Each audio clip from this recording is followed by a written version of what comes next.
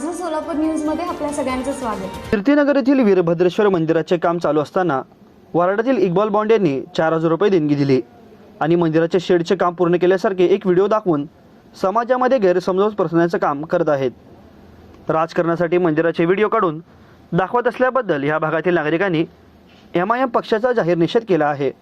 4000 रुपये देणगी दिल्यानंतर शाब्दी बद्दल यांचे चांगले शब्द बोलण्यास सांगून व्हिडिओ केला व तो व्हिडिओ निवडणुकीमध्ये गैरवापर करत आहेत। अशामुळे मतदारांवर परिणाम होणार नाही। त्यांनी त्वरित तो व्हिडिओ रद्द करावे, नाहीतर त्यांची देणगीचे 4000 रुपये रजिस्टर पोस्टाने त्यांना परत करण्यात येईल व त्यांचा निषेध करण्यात येईल, असे मंदिर समिती व या भागातील हिंदुत्ववादी भक्तांनी आपले मत व्यक्त केले आहे। मी भीमाशंकर कुंभार बोलतो।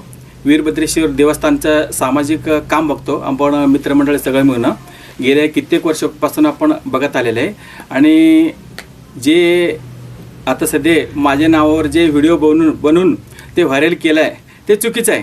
आपण लॉकडाऊन झाल्यानंतर थोडं पत्राचं काम होतं, त्या काम पडलं कमी असताना त्यांनी फक्त 2 पत्रे दिलेत। 2 पत्र्याची किंमत 4000 रुपये।